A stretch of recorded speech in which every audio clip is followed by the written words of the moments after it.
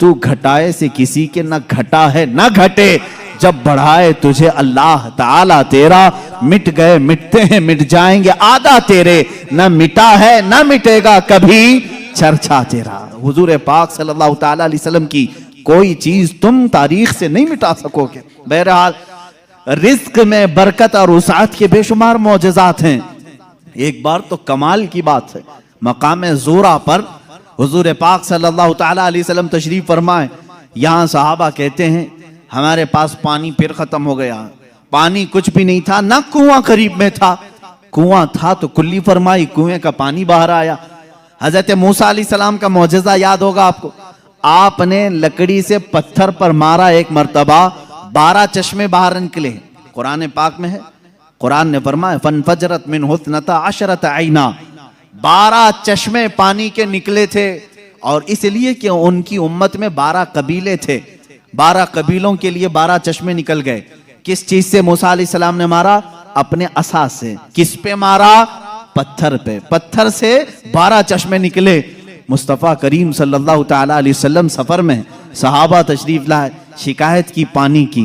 अल्लाह अल्लाह, मैं यहाँ पर अकीदे पर कुर्बान जाऊं सहाबा के, उनसे क्यों नहीं कहते पानी बरसाना पानी देना अल्लाह का काम है। वो सहाबा हुजूर के पास बार बार क्यों आ जाते थे? खाना नहीं है तो हुजूर के पास, पानी नहीं है तो हुजूर के पास, बीमारी है तो हुजूर के पास। इसलिए कि उन्हीं सहाबा का अकीदा बरेली के इमाम ने लिया है, जिनका कहना था शाफियो नाफी हो तुम, वाफियो काफी हो तुम, दर्द को कर दो दवा, तुम पे करोड़ों दुरूद, आंख अता कीजिए उसमें जिया दीजिए, जलवा करीब आ गया तुम पे करोड़ों दुरूद। वो मांगने के लिए आते थे मेरे आका सल्लल्लाहु अलैहि वसल्लम की बारगाह में, और जिन्होंने कहा रसूलुल्लाह से मांगना हराम है, माअज़ल्लाह रब्बिल आलमीन, उनको अल्लाह ताला ने ऐसों का मोहताज बनाया, दर दर की ठोकरें खाते हुए आज भी जलील खार है।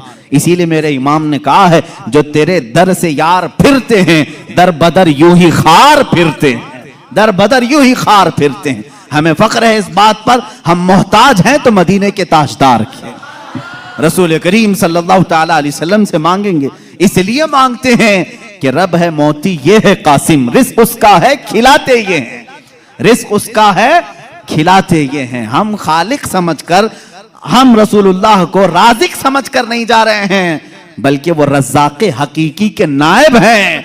इसीलिए आला हज़रत फाज़िल बरेलवी ने फरमाया है कि रब है मोती ये है कासिम, रिस्क उसका है खिलाते ये हैं। बखुदा खुदा का यही है दर, नहीं और कोई मफर मखर, जो वहां से हो यहीं आके हो, जो यहां नहीं तो वहां नहीं। यह आला हज़रत ने फरमाया। बहरहाल रसूल करीम सल्लल्लाहु ताला अलैहि वसल्लम के पास अब सहाबा आए पानी की शिकायत लेकर के। पानी यहां पर भी नहीं है। हुजूर पाक सल्लल्लाहु अलैहि वसल्लम ने फरमाया कुआं भी करीब नहीं, तालाब भी करीब नहीं, पत्थर भी करीब नहीं। एक सहाबी से कहा कि बर्तन कुछ है तुम्हारे पास? कहा एक बर्तन में इतना पानी है कि या तो पी सकता हूं या तो वजू कर सकता हूं। हुजूर पाक सल्लल्लाहु अलैहि वसल्लम ने फरमाया वही ले आओ। बर्तन को करीब रखा और अपना दस्ते मुबारक उसमें रखा। सहाबा फरमाते हैं हर उंगली पाक से पानी के चश्मे जारी थे, जैसे फव्वारे निकलते हैं, फाउंटेन जिस तरह होते हैं। हुजूर पाक सल्लल्लाहु ताला अलैहि वसल्लम की उंगलियों से चश्मे निकलने लगे। फिर इमाम अहले सुन्नत फाजिल बरेलवी फरमाते हैं उंगलियां हैं फैज पर, टूटे हैं प्यासे झूम कर, उंगलियां हैं फैज पर, टूटे हैं प्यासे झूम कर, नदियां पंजाब रहमत की हैं जारी। वाह वाह, पंजाब रहमत की। पंजाब रहमत का मतलब पंजाब जो हमारा है इसको इसलिए पंजाब कहते हैं, 5 नदियां हैं वहां पर। मेरे आका सल्लल्लाहु ताला अलैहि वसल्लम के सिर्फ दस्ते मुकद्दसा में रहमत के पंजाब थे। 5 उंगलियों से 5 चश्मे निकले। और उस वक्त सहाबा फरमाते हैं हम तकरीबन 300 लोगों ने उससे वजू भी किया, पानी भी पिया, जानवरों को भी पिलाया। किस पानी से? उंगलियों से निकले हुए पानी। दुनिया में बहुत सारे फॉल्स देखे हैं जो पत्थरों से ही निकलते हैं, नहीं देखे आपने? पहाड़ों से पानी का निकलना आम सी बात है, लेकिन नूरे मुस्तफा मोहम्मद अरबी सल्लल्लाहु अलैहि वसल्लम का मौजज़ा तो ये है, दुनिया ने आज तक ना सुना होगा ना देखा होगा। पत्थरों से निकलने वाला पानी तो देखा है, उंगलियों से निकलने वाला पानी सिर्फ ताजदार मदीना के यहाँ है। ये मेरे आका सल्लल्लाहु अलैहि वसल्लम का मौजज़ा, कमाल का मौजज़ा था। ये खाने पीने के मामलात में एक दो नहीं, बहुत से मौजज़ात हैं। फिर आगे बढ़ो, जंगे खंदक के मौके पर खंदक खोदी जा रही थी।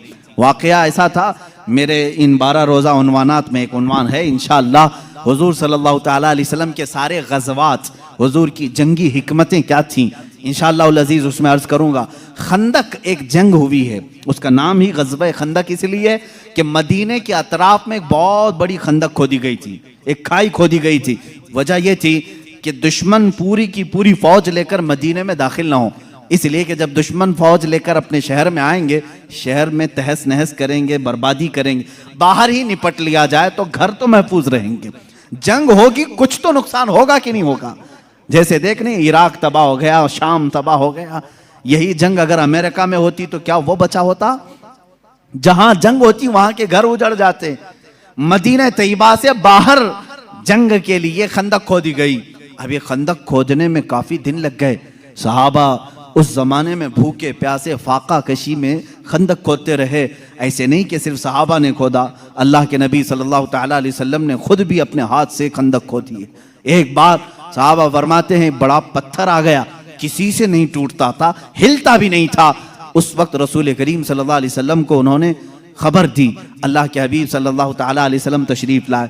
मेरे अजीजों, मेरे आका का एक मौजज़ा ये भी था, जितने सहाबा थे उनके पास जितनी ताकत थी, सबसे ज्यादा ताकत मेरे मुस्तफ़ा के पास भी थी। हुजूर पाक सल्लल्लाहु ताला अलैहि वसल्लम ने अपने जमाने के नामवर पहलवान अबू दुजाना या कुछ और नाम है मैं भूल रहा हूं, हुजूर सल्लल्लाहु ताला अलैहि वसल्लम ने उसके साथ कुश्ती लड़ी, जिसको पूरे अरब ने कभी नहीं पछाड़ा था। 3 मरतबा हुजूर पाक ने उसको पीठ लगा दिया था। हुजूर अकरम सल्लल्लाहु ताला अलैहि वसल्लम अपने हाथ में कुदाल लेकर के उस पत्थर को निकालने आए। एक उस पर मारी जरब, चिंगारी उछली और रोशनी आई। अल्लाह के हबीब सल्लल्लाहु अलैहि वसल्लम ने फरमाया अल्हम्दुलिल्लाह। दूसरी मारी, फिर कहा अल्हम्दुलिल्लाह। तीसरी मर्तबा वो पत्थर टूटकर टुकड़े हो गया, निकल गया।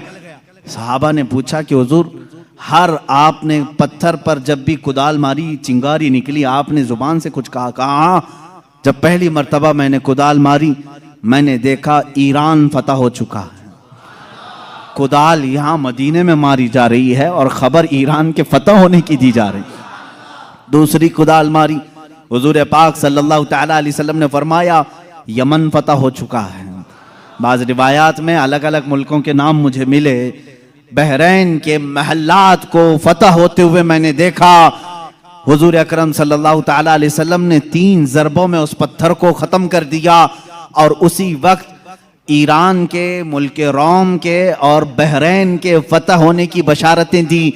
यहाँ तक एक हदीस में है कुस्तुनतुनिया, इस्तांबुल के फतह होने की खबर दी, जो हुजूर पाक सल्लल्लाहु ताला अलैहि वसल्लम के विसाल के 800 साल के बाद फतह हुआ और अल्हम्दुलिल्लाह इस्लाम के ज़ेरे नगी आया।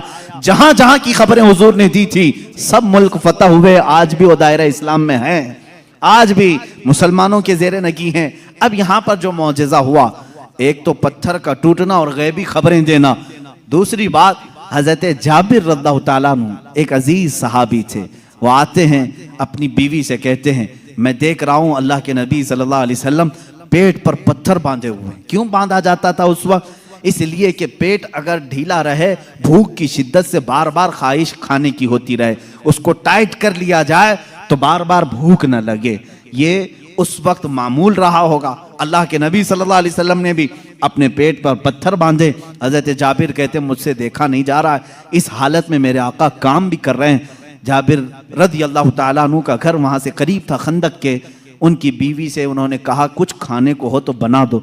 उन्होंने कहा घर में थोड़ा सा आटा है, जौ का आटा है, उसकी चंद रोटियां बनेंगी, 4 या 5 रोटियां बनेंगी, और एक बकरी का बच्चा है 6 महीने का होगा, बस इतना है। कितने लोग खा सकते हैं आप ही देखें। कहा इतना ही ज़बह कर, मैं रसूल पाक सल्लल्लाहु अलैहि वसल्लम को, हज़रत अबू बकर को, हज़रत उमर को, और मैं रहूँगा, मेरे घर वाले रहेंगे, खिला देंगे।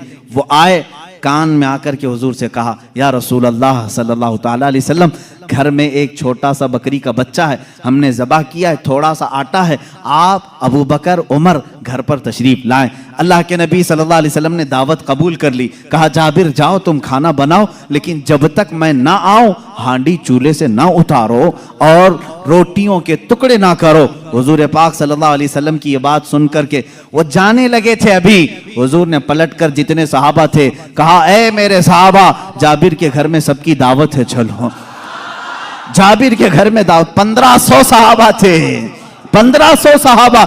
हजरत जाबिर घबरा गए, दौड़ते हुए आए, अपनी बीवी से कहा, ए खातून बड़ा गजब हो गया, मैंने 3 को दावत दी थी, हुजूर ने 1500 को बुलाया है। उनकी शरीक हयात एक सहाबिया थी, तवक्कुल के आला दर्जे पर थी, पूछती हैं, ए जाबिर आपने बुलाया है या रसूलुल्लाह ने बुलाया है? हजरत जाबिर कहते मैंने किसी को नहीं बुलाया, रसूलुल्लाह ने बुलाया है। कहते फिर फिक्र छोड़ो, जिन्होंने बुलाया वही खिलाएंगे, जिन्होंने बुलाया वही खिलाएंगे, हमको इस बात की क्या फिक्र है, हमें तो खाना बनाना है, वो आएंगे, जिसको उन्होंने दावत दी वो खिलाएंगे। हमने 3 को दावत दी, हम 3 को खिलाएंगे, रसूल ने जितनों को दावत दी वो उनको खिलाएंगे।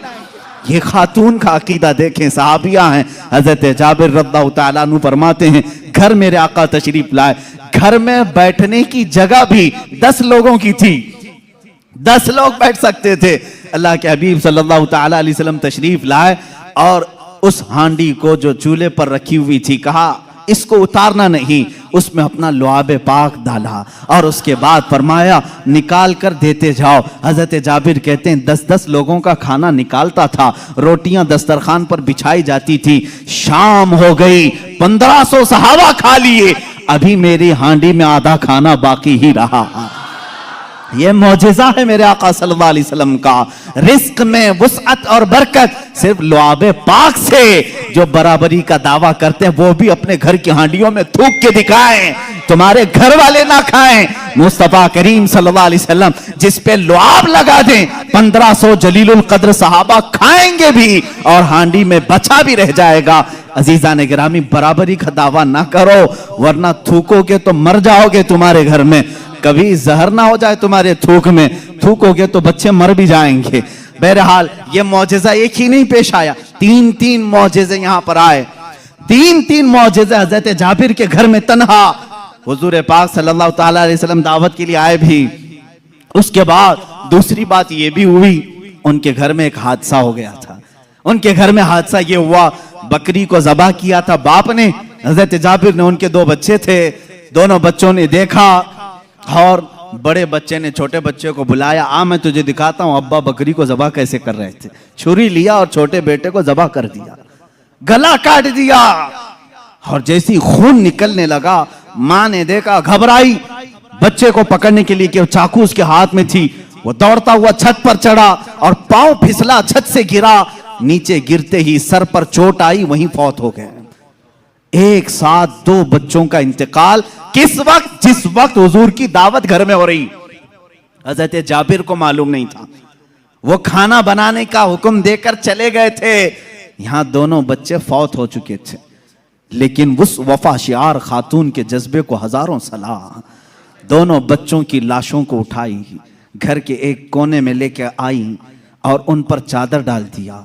कहा आज मैं न रोऊंगी न चीखूंगी, इसलिए कि मेरे घर रसूल खुदा तशरीफ ला रहे हैं, मैं अपने गम को उस दावत पर भारी होने नहीं दूंगी। मेरे अजीज, किसी माँ का कलेजा अगर बर्दाश्त कर सकता है अपने बेटे की मौत का गम, तो मुझे बताओ दुनिया की कोई ऐसी औरत। ये वो औरतें थी जिनके मुतालिक कुरान ने कहा रज़ियल्लाहु अन्हुम व रदू अन, अल्लाह इनसे राजी हो गया और ये अल्लाह से राजी हैं। ये खातून चादर ओढ़ा करके दोनों बच्चों की लाश पर रखी हुई हैं। मेरे आका सल्लल्लाहु अलैहि वसल्लम जिस वक्त घर में आए, खाने के लिए दस्तरखान पर जब बैठे, आपने लुक़मे उठाए, उसके बाद हजरत जाबिर से कहा, जाबिर तुम्हारे बच्चे नहीं दिखते, कहाँ हैं? वो बीमार थे।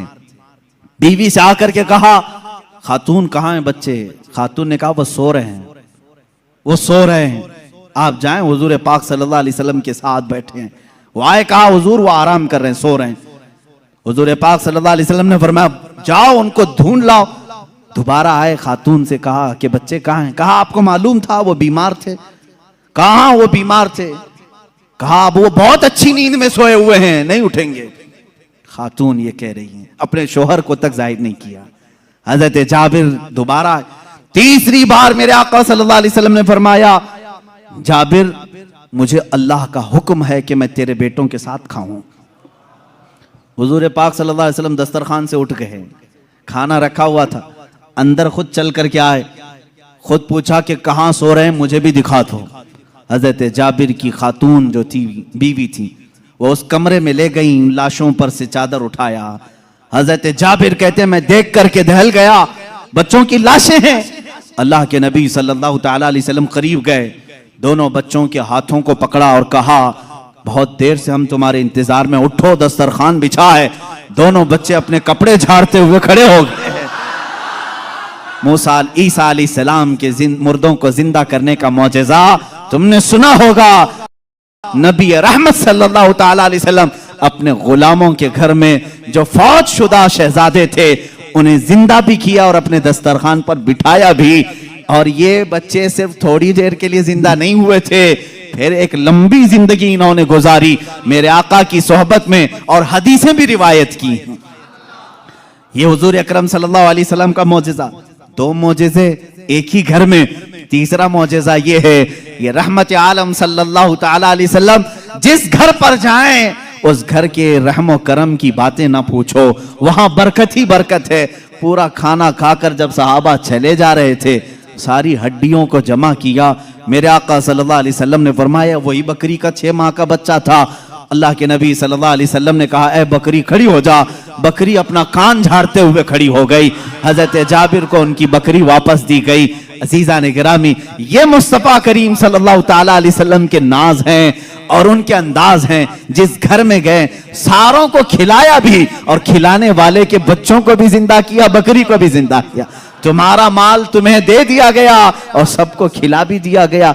रिस्क में वुसअत व बरकत के एक दो नहीं बेशुमार मौजज़े हैं अल्लाह के नबी सल्लल्लाहु ताला अलैहि वसल्लम के। मेरे अजीजों, इनके अलावा जो मौजज़ात बड़े हैं, जिसको शक्कुल कमर का मौजज़ा कहा गया है और रद्दे शम्स का मौजज़ा कहा गया है। शक्कुल कमर चांद के टुकड़े कर देना, रद्दे शम्स सूरज को फेर देना, ये बड़े मौजज़ात में से है जिनके तज़किरे अहादीस की किताबों में है और सही अहादीस में मौजूद है। मक्का मुकर्रमा में भी जादूगर थे, लोग जादू समझते थे। उस वक्त अल्लाह के नबी सल्लल्लाहु ताला अलैहि वसल्लम से कई लोगों ने जिन जिन मौजज़ात का सवाल किया, हुजूर पाक ने वो उन्हें करके दिखाया। एक अराबी शख्स, एक देहाती आया और उसने कहा ऐ मोहम्मद या रबी सल्लल्लाहु ताला अलैहि वसल्लम, मैं आपको अल्लाह का रसूल कैसे मान लूं? मेरी अकल है, आप किसी उस्ताद के पास नहीं गए, मैंने कभी आपके मुतालिक सुना नहीं कि कोई उस्ताद आपको पढ़ाया, फिर भी आपके जुबान से जो अल्फाज निकलते हैं वो कमाल के हैं। बहरहाल मैं आपको अल्लाह का रसूल कैसे तस्लीम करूं? हुजूर पाक सल्लल्लाहु ताला अलैहि वसल्लम ने उससे पूछा कि क्या मैं तुझे ये सामने वाले दरख्त से कहलवा दूं कि मैं अल्लाह का रसूल हूं, तू मान लेगा? उसने कहा हाँ मान लूंगा, दरख्त भला बात भी कर सकता है। हुजूर पाक सल्लल्लाहु अलैहि वसल्लम ने फरमाया जा उस दरख्त से कह दे अल्लाह के रसूल बुला रहे हैं। हुजूर ने नहीं बुलाया, उस देहाती से कहा, ये बात तवज्जो चाहता हूं, इस नुक्ते को समझो। हुजूर हुक्म दे दरख्त आ जाना चाहिए ना। हुजूर ने फरमाया उस देहाती से जो देखने आया था, जा तू खुद बोल कि अल्लाह के रसूल बुला रहे हैं। वो गया देहाती, दरख्त को मुखातिब करके कहा ऐ दरख्त तुझे अल्लाह के रसूल बुला रहे हैं।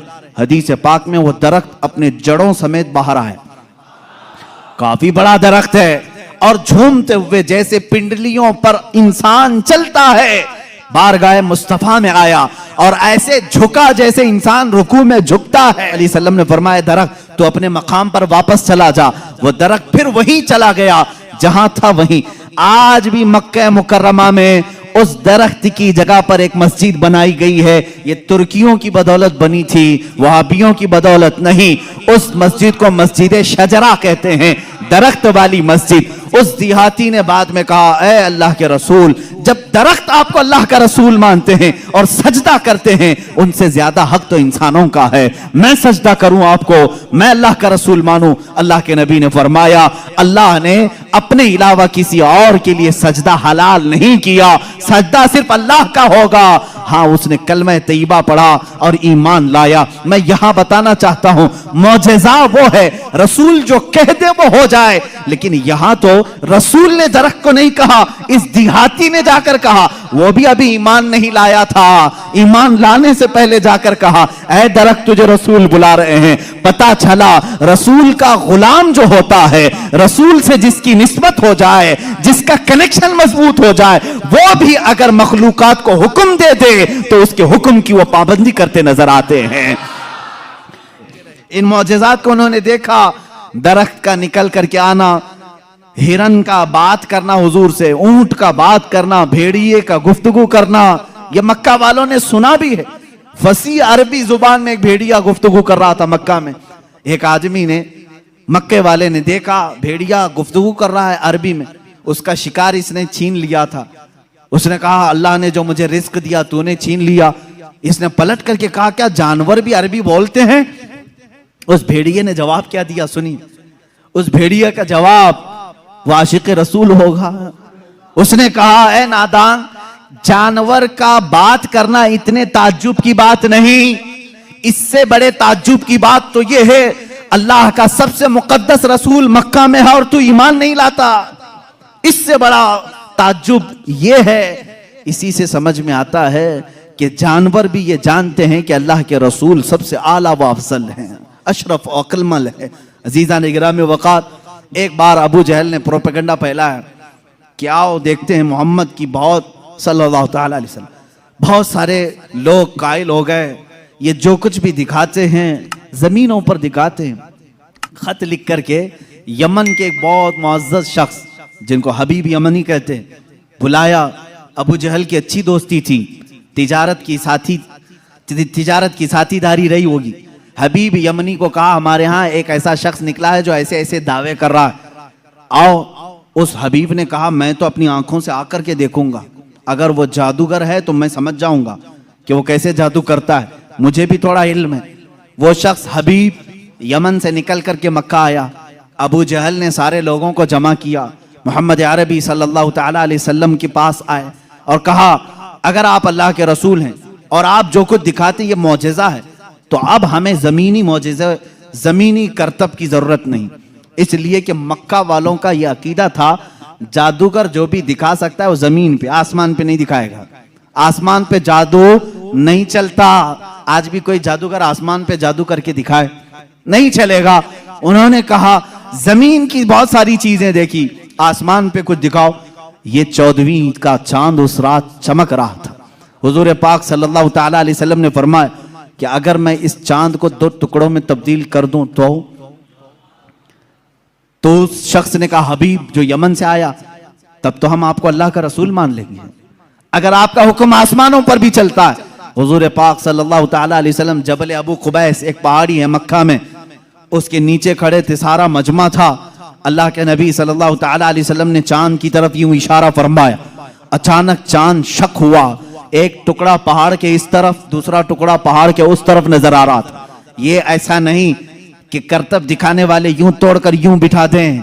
अल्लाह के हबीब सल्लल्लाहु अलैहि वसल्लम ने जो शक्कुल कमर का मौजज़ा दिखाया, वो आधी रात तक टुकड़ों में ही रहा। मिनट, 2 मिनट, 5 मिनट नहीं, आधी रात तक टुकड़ों में रहा। और ये बात सिर्फ मक्का वालों ने नहीं, जादू हो तो सामने वालों को दिखे। मियाँ अब तो कमाल आसमान पर हुआ है। चांद एक शहर में तुलू नहीं होता, पूरी दुनिया में तुलू होता है, पूरी दुनिया में। अब मैं आपको बताऊं चंद तारीखी बातें। हिंदुस्तान की सरजमीन पर भी चांद के टुकड़े होते हुए देखा था।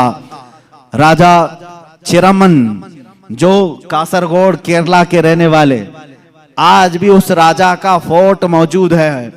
वहां से उसने चांद के 2 टुकड़े हुए देखा और उसने इस रात को नोट करके रख लिया कि फला फला रात चांद के 2 टुकड़े होते हुए मैंने देखा है।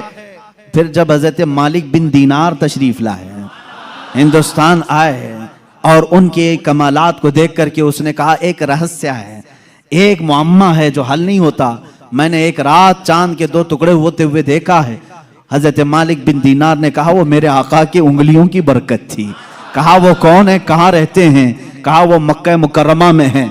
रसूल करीम सल्लल्लाहु ताला अलैहि वसल्लम के मुतालिक मालिक बिन दीनार ने जब बताया, उस राजा ने उसी वक्त सफर का इरादा किया और अपने कुछ साथियों के साथ सफर के लिए रवाना हुआ। मक्का मुकर्रमा पहुंचा भी और इस्लाम की दौलत से मुशर्रफ भी हुआ। जहां तक ये तारीख मिलती है, वापसी में दरमियानी रास्ते में उसका इंतकाल हुआ और मस्कत सलाला के करीब गालिबन जो ओमान में एक शहर है, वहां पर तदफीन भी अमल में आई। आज भी मज़ार मुबारक है। ये तारीख की वो सच्चाइयां मैं आपको बता रहा हूं। सिर्फ मक्का के काफिरों ने मौजज़े शक्कुल कमर नहीं देखा, हिंदुस्तान को भी फख्र है इस बात पर कि हमारे दरमियान से भी, अगरचे वो कुफरिस्तान में रहने वाला राजा, लेकिन बाद में इस्लाम में आकर के उसने हम सब का कफारा अदा किया है। मौजज़े शक्कुल कमर को देखा भी और इनकार नहीं किया। इससे ये मालूम होना चाहिए हिंदुस्तानी वो हो जो मेरे आका के मौजज़ों को देखे तो इनकार ना करे, बल्कि ईमान लेकर के आए और सहाबा के नक्शे कदम पर चले। यह हकीकी हिंदी होने की दलील भी है। जो हिंदुस्तानी मुसलमान है वो हुजूर के इल्म गैब का इनकार ना करे। सहाबा ने इनकार नहीं किया था। सहाबा ने नहीं कहा था पीठ पीछे की खबर नहीं है। जीजाने गिरामी वक़ार, अब रसूल करीम सल्लल्लाहु ताला अलैहि वसल्लम के मौजज़े शक्कुल कमर को जो होते हुए हबीब यमनी ने सामने देखा। अच्छा, और एक दूसरी तारीख, चीन में, चाइना में आज भी एक जगह है, एक मस्जिद है जहां पर इबारत तहरीर लिखी हुई है। हमारे पास उसकी एक तस्वीर लाई थी और जिन लोगों ने वहां विजिट किया है उन्होंने भी बताया कि वहां पर तारीख लिखी हुई है चाइना में कि आज की वो रात है कि यहाँ के इलाके वालों ने आसमान पर चांद के 2 टुकड़े होते हुए देखा है। जबकि चाइना में इस्लाम कहाँ आया था? उस वक्त कोई इस्लाम और ईमान वाला नहीं था। उसके बावजूद लोगों ने जो देखा वह दीवार पर लिखा हुआ है। ये तारीख की सच्चाइयां हैं और इसका इनकार कुफ्र है, इसलिए कि शक्कुल कमर का मौजज़ा खुद कुरान बयान कर रहा है। इक्तरबति साअतु वंशक्कल कमर, कयामत करीब आ जाएगी तो चांद फट जाएगा। इसकी तफसीर में फरमाया चांद खुद से नहीं, हुजूर पाक की उंगलियों के इशारे से फटा है। ये मौजज़ा, और उसके बाद हुजूर पाक सल्लल्लाहु ताला अलैहि वसल्लम के इस मौजज़े को देख करके हबीब यमनी ने कहा, अच्छा ये तो हमने देख लिया, लेकिन अल्लाह का रसूल वो है। देखें, अब यह अकीदा है, असल अकीदा। काफिर भी अकीदा ये रखते थे रसूल वो होता है जो गैब की खबरें देता है, गैब की खबरें देता। उसने ये अपनी शिकायत नहीं की, कहा मेरे दिल में एक बात है जो चुभ रही है, क्या आप बता सकते हैं? कौन कहा? हबीब यमनी ने। हुजूर पाक सल्लल्लाहु अलैहि वसल्लम ने फरमाया, हाँ तेरे दिल में ये बात है कि तेरी एक बेटी अपाहिज है, लंगड़ी है और कमजोर है और उसके जिस्म में कमजोरियां हैं पैदाइशी तौर पर, तुझे हमेशा उसका दुख सताता है, काश वो बच्ची सही हो जाए। हबीब यमनी ने कहा, बिल्कुल मेरे दिल की बात आपने बताई, और कलमा तैयबा पढ़ा। कलमा तैयबा नहीं पढ़ा, कहा कि मैं आपको फिर से मुलाकात करता हूं, फिर से मुलाकात करता हूं। अबू जहल बहुत बहकाने की कोशिश करता रहा। हबीब जो है यमन के सफर पर चला गया, वापस गया, इसी शशोपंज में था कि आखिर कोई शख्स मेरे घर की बात कैसे बता सकता है? मोहम्मद सल्लल्लाहु ताला अलैहि वसल्लम यमन कभी इधर आए नहीं, मेरे घर में माजूर लड़की उन्हें कैसे पता? वो यमन इसी शशोपंज में घर आया, दरवाजा खोला तो देखा उसकी बेटी भली चंगी चलती हुई आ रही और क्या कह रही है, ला इलाहा इल्लल्लाह मुहम्मदुर रसूलुल्लाह। हबीब घबरा गया, कहा ए खातून, ए मेरी बेटी, ये तू भली चंगी कैसे हो गई और तेरी जुबान पर ये कलमा कैसे आया? वो कहती है, आज से चंद रोज कबल मैं रात के वक्त आराम कर रही थी बिस्तर पर, दर्द शिद्दत का था, इसी असना में मैंने घर के दीवार पर, घर के दरवाजे से एक नूरानी शक्ल के बुजुर्ग को आते हुए देखा। कहा वो कैसे थे? कहा उनकी आंखें ऐसी थी गुलाबी रंगत वाले चेहरे के, जिनकी भवें मिली हुई थी, जुल्फें कंधों तक लटक रही थी, अमामे का शिमला इस तरह था, पूरा हुलिया मेरे आका का वो बताने लगी। कहा उन्होंने आकर के मुझ पर दम किया और मेरा जिस्म सही सलामत हो गया। और उन्होंने कहा ऐ बच्ची तू ये कलमा क्यों नहीं पढ़ती, अनकरीब तेरा बाप भी पढ़ेगा। मैंने कलमा पढ़ लिया। वो कहता है हबीब यमनी, ऐ खातून तू मुझसे पहले पहुंच गई, अब मैं घर में नहीं वापस मक्का जाता हूं। वापस आया और दारे इस्लाम में दाखिल हुआ। अबू जहल को कोसने लगा और कहा ऐ जालिम, तूने जादूगर कह करके बुलाया था, मोहम्मद के मुतालिक क्या क्या प्रोपेगेंडा फैलाया था। और अबू जहल से कहा बात तो अच्छी ही है तेरी, तूने जादू दिखाने के लिए बुलाया था, लेकिन मैं तो ईमान का सरिश्तकार हो गया, मैं ईमान के पैखर में ढल गया।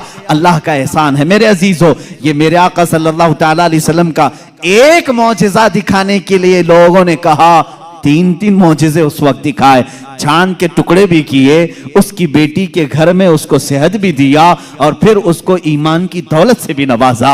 अजीजा ने गिरामी, हुजूर अकरम सल्लल्लाहु तआला अलैहि वसल्लम के जो कमालात और मौजज़ात इल्मे गैब से मुताल्लिक हैं वो तो एक अलग टॉपिक है। मेरे आका क्या क्या जानते थे, क्या क्या नहीं जानते थे, ये हम सबको कहना ही नहीं चाहिए। पहली बात, तुम होते कौन हो हुजूर का इल्म नापने वाले? तुम ये कहोगे हुजूर को ये नहीं मालूम था, ये नहीं मालूम था, ये नहीं मालूम था, तुझे क्या क्या मालूम है? अल्लाह के हबीब सल्लल्लाहु तआला अलैहि वसल्लम के मुतालिक बाज लोग कहते हैं हुजूर ये नहीं जानते थे, हुजूर ये नहीं जानते थे। जालिमों, जरा अपने इल्म की खैर मनाओ, अपने ईमान की खैर मनाओ कि अल्लाह के नबी सल्लल्लाहु अलैहि वसल्लम को कुरान कह रहा है वअल्लमका मा लम तकुन तअलम, ऐ रसूल हमने आपको वो सब सिखा दिया जो आप नहीं जानते थे।